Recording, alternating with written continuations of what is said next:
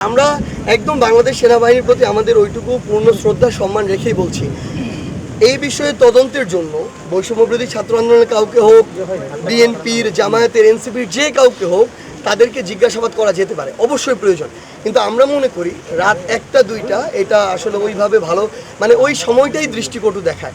বরং আমরা প্রত্যাশা করি যে তাদেরকে যদি যে কোনো টাইমে দিনের বেলা অফিস আওয়ারে ডেকে নেওয়া হয়, সবাই প্রস্তুত থাকবে এই বিষয়ে সহযোগিতা করার জন্য আমরা মনে করি। তো আমাদের জায়গা থেকে এটুকুই প্রত্যাশা থাকবে যে এক ঘটনার শুরু থেকে কনসিকোয়েন্স টানার জন্য, সে অনুযায়ী কাজ করার জন্য। আর দ্বিতীয় প্রত্যাশা থাকবে যে এই সময় এবং সার্বিক সিচুয়েশন যেন এমন না হয় যেটা আমাদেরকে আসলে বিব্রতকর পরিস্থিতিতে ফেলে, যে কারণে আমাদের যে যাত্রা সেই যাত্রার পথে ব্যাঘাত ঘটে। এইটার যদি তদন্ত হতে হয়, এটার কনসিকোয়েন্সের শুরু থেকে তদন্ত হতে হবে। যে আওয়ামী লীগ নিষিদ্ধ হলো, জাতীয় পার্টি এখনও নিষিদ্ধ না কেন? এক। 2 নম্বর হচ্ছে জাতীয় পার্টি, আওয়ামী লীগ এবং জাতীয় পার্টির যারা বিভিন্ন সদস্য, কার উদ্দেশ্য কী ছিল আমরা জানি না, তারা কিভাবে রংপুরে এত বড় মিছিল করতে পারে, তাও একজন অবৈধ নির্বাচনের অবৈধ মেয়রকে ক্ষমতায় বসানোর জন্য।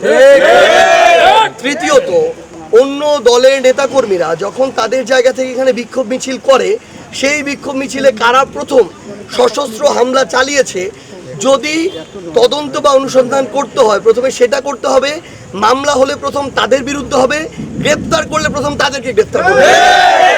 এরপরে কেউ যদি তাদের জায়গা থেকে সার্বিক দিক থেকে যত রকমের প্রভাবক অনুঘটক দিয়ে একটা ঘটনা উস্কে দেওয়ার চেষ্টা করে,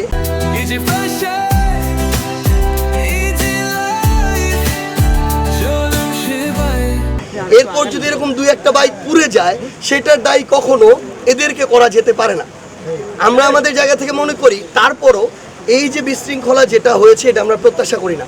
আমরা প্রত্যাশা করি না যে কোনো জায়গায় একটা বাইক কেন, কোনো একটা পাতাও অকারণে পুড়ে যাবে, এটা আমরা প্রত্যাশা করি না।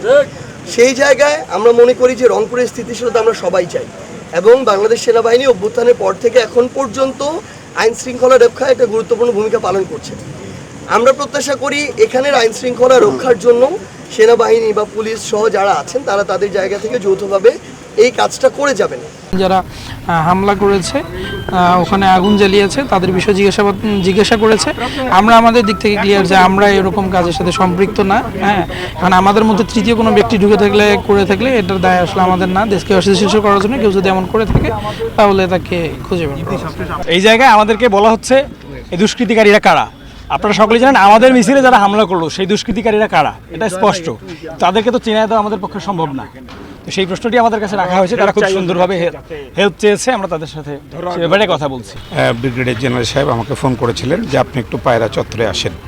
তো উনি যেহেতু আমাকে ডাকলেন, আহ্বান করলেন, তো আমি বললাম যে ঠিক আছে আমি আসতেছি, আমার অফিসে আছে।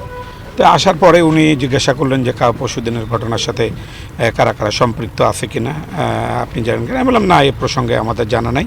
তো ওনার ভিডিও দেখালেন, তখন আমাদের দলের একজন পরিচিত বের হলো, আর একজনের নাম বলছেন।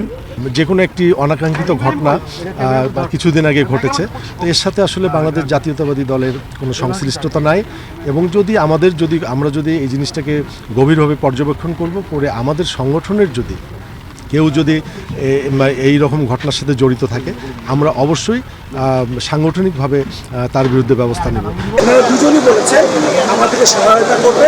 ওনারা ভিডিও ফুটেজ দেখেছেন, ছবি দেখেছেন, তারা আইডেন্টিফাই করতে পেরেছেন যে কেউ কেউ আছে তাদের দলে যাদের হাতে লাঠি এবং অন্যান্য যে সকল জিনিসগুলো ছিল সেনাবাহিনীর কথা ছিল, তারা অভিজ্ঞতা বোধ করেছেন এবং কথা দিয়েছেন আগামীকালকে তাদেরকে হাজির করবে এবং মেবি বলছে সরি অন দেয়ার বিহাফ, এবং ভবিষ্যতে তারা এমন কোনো কাজ করবে না তাদের দল থেকে যেটা রংপুরের শান্তিটা বিনষ্ট করবে। আমরা সেটাই দেখতে চাই।